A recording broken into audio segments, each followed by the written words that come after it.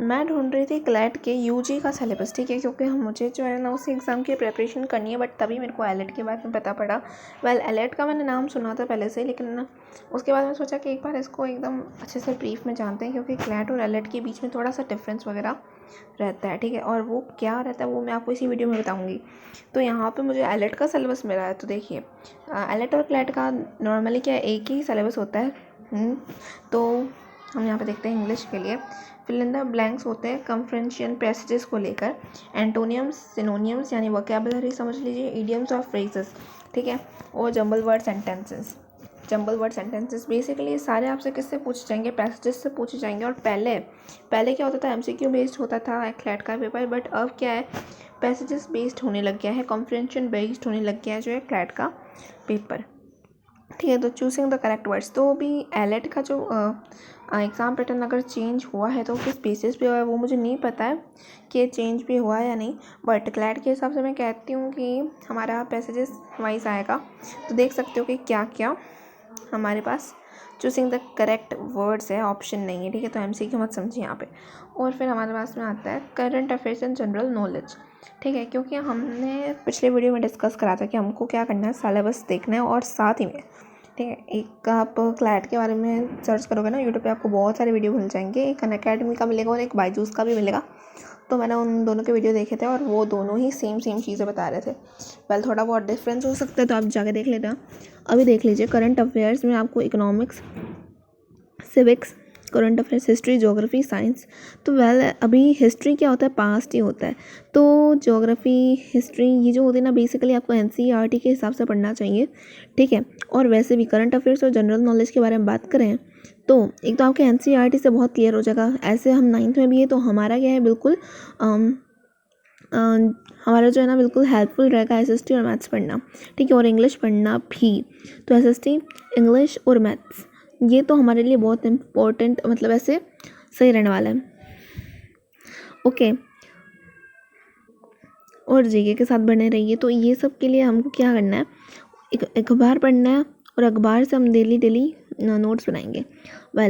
English और GK दोनों को पढ़ाने सही करने के लिए हमें क्या है, हिंदू या इंडियन एक्सप्रेस वाला अखबार चाहिए। बट अभी मेरे पास दैनिक भास्कर है तो मैं उसके हिसाब से नोट्स बनाऊंगी, और आपको यूट्यूब पे भी बहुत सारे मिल जाएंगे, द इंडियन एक्सप्रेस और द हिंदू का एनालिसिस वगैरह, ठीक है। तो आप वहाँ से भी जाके पढ़ सकते हैं, मतलब आपके पास फ्री करने के बहुत सारे ऑप्शन मिलेंगे। फिर आपके आता है लॉजिकल रीजनिंग।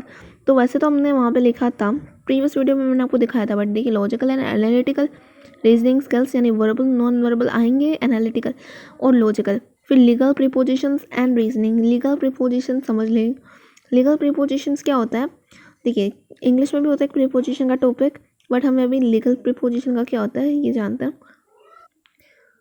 ओके। तो यहाँ पर देख लीजिए कि हमें 3 चीज़ों के बारे में बताया, अभी लॉजिकल रीजनिंग और मैथमेटिक्स के बारे में या क्वांटिटेटिव टेक्निक्स के बारे में इसमें नहीं बताया है ना, ओके। तो एलेट में हमारे पास 3 ही सब्जेक्ट होते हैं क्या, नहीं ऐसा नहीं होता शायद, व्हाटएवर। अभी हम आगे बढ़ते हैं। एलेट में हमारे पास 3 ही सब्जेक्ट होते हैं, अच्छा ठीक है। अच्छा एलएलएम के लिए अगर आप पीजी कर रहे हो, ठीक है, एक तो पीजी का सिलेबस ये है और वो आपका शायद यूजी का था, ये बीए एलएलबी वालों के लिए, ठीक है। तो अगर आप पीजी कर रहे हो किसमें, एलेट करना चाह रहे हो एलएलएम के लिए, तो देखो आपको क्या लॉ भी पढ़ना पड़ेगा। तो उसके हिसाब से family law, international criminal, logical, आप लॉ के जा रहे हो ना, हम लॉ के बेसिस में। तो क्लैट के लिए तो देखिए आपको लॉ का इतना नहीं करना है, ठीक है, बट अगर आप एलेट में एलएलएम का करना चाह रहे हो, ठीक है, तो आपको ये सब भी पढ़ना पड़ेगा। और साथ ही में क्योंकि आप लॉ की तैयारी कर रहे हो तो अगर आपके पास टाइम है, आपको लगता है कि यार क्लैट के साथ साथ में मैं दूसरी चीज़ भी कर सकता हूँ, तो आप क्या कर सकते हो कि लॉ भी पढ़ सकते हो, लॉ की किताबें वगैरह। सिर्फ क्लैट की प्रिपरेशन नहीं, बट लॉ की किताबें भी आप पढ़ सकते हो, क्योंकि क्लैट में जो है ना वो लॉ से इतना रिलेटेड नहीं आता है, वो आपका बेसिकली मैंने आपको बताया था पिछले वीडियो में सिलेबस, तो आप वहाँ जाके देख सकते हो। तो यहाँ पे आपको बहुत सारी जो है दिख जाएंगी यहाँ पीडीएफ वगैरह और वगैरह वगैरह कि ये मैंने गूगल में खोल रखा है, इसलिए क्या सिलेबस और क्या डिफरेंस है क्लैट और एलेट में। तो अभी हम जानते हैं क्लैट के और यूजी वाला सिलेबस। क्लैट की और एलेट की जो एलिजिबिलिटी उसमें भी थोड़ा अपना डिफरेंस हो सकता है। तो देखिए, तो हमें सब्जेक्ट के बारे में बताया है, बट स्टिल हमें क्या टॉपिक्स के हिसाब से जानना पड़ेगा। ऑलराइट, हमें टॉपिक्स के हिसाब से जानना पड़ेगा। तो बेसिकली हमें बस इतनी सी चीज़ें बताई हैं, आप देख सकते हो। अब जो है ना, क्लैट 2 घंटों का होता है, लेकिन ये केवल 1.5 घंटे का होता है क्या, एलेट। और इसमें देखो, हमने पहली वाली वेबसाइट में देखा था, यहाँ पे लीगल एप्टीट्यूड भी आ गया और लॉजिकल रीजनिंग भी आ गई और एलिमेंट्री मैथमेटिक्स भी आ गई। अरे, अभी तो एलेट और क्लैट में वो थोड़ा डिफरेंस वगैरह था। तो इंग्लिश का सिलेबस देख लो। तुम अगर एलेट के लिए अगर प्रिपेयर कर रहे हो ना, तो फिर तुम्हारा क्लैट के लिए भी प्रिपरेशन हो जाएगी। ठीक है, तो यहाँ पर बेसिकली इन चीज़ों से रिलेटेड है, तो हम इन चीज़ों को डिस्कस करने वाले हैं। ये बायजूस की वेबसाइट है, okay. This portion of the examination test the knowledge of the appearing candidate in the English language और elite English syllabus for BA-LLB includes the following. So अभी मेरे पास बहुत सारे कन्फ्यूजन्स हैं कि BA क्या होता है, सॉरी BA-LLB क्या होता है और LLB क्या होता है। मतलब BA-LLB को मैंने सर्च करा, तो उसमें बताया कि आप 12th के बाद में डायरेक्टली जब LLB करना चाहते हो तो आप BA-LLB कर सकते हो। मतलब BA-LLB ये क्यों नहीं बोल सकते कि आप 12th के बाद में LLB करना चाहते हो तो आप LLB कर लो डायरेक्ट। ये BA-LLB क्या आ गया, तो उसके हिसाब से मेरे को समझ में ही नहीं आ रहा। बट वॉट एवर, यहाँ पे एलेट है, उसके लिए वोकैबुलरी ये तो हमने पढ़ लिया, चलो ठीक है। फिर हमारे पास आता है लॉजिकल रीजनिंग के लिए, तो ब्लड रिलेशन, अरे ये तो मेरा फेवरेट टॉपिक है, सेलोजिज्म। ये मैं एक गेम को खेल कर सीख रही हूँ, वाला ऐसा नहीं उस गेम को खेल कर मैं टॉप मार लूँगी इसमें। लॉजिकल लिंक्स, आइडेंटिफाइंग फैक्टर्स, यानी कि इनवर्बल रीजनिंग और non verbal reasoning, rectifying logical argument series, directions, analogies. तो ये आपको बेसिकली एक बुक मिलेगी लॉजिकल रीजनिंग के लिए, आपको बुक रहनी चाहिए, ऐसा एडवाइस किया जाता है। फिर स्पोर्ट्स, अवार्ड्स, नॉनरन्स, इंटरनेशनल इवेंट्स, UN बॉडीज़ वगैरह, इन सब के हिसाब से इकोनॉमिक्स, सिविक्स, ज्योग्राफी, पॉलिटिक्स। तो ये लेटेस्ट आपके करंट अफेयर्स के हिसाब से आता है। बट बिल्कुल SST जो है आपके स्कूल टाइम में हेल्प करेगी, इंग्लिश और मैथ्स ये आपकी हेल्प करेगी। और अगर आप NTSC STSC जो कि 10th में आता है वो एग्ज़ाम है ना, NTSC और STSC वाला एग्ज़ाम, तो आप चाहें तो ना उसके लिए भी साइंस पढ़ सकते हैं। वेल, अभी हम किसी और के बारे में बात कर रहे हैं।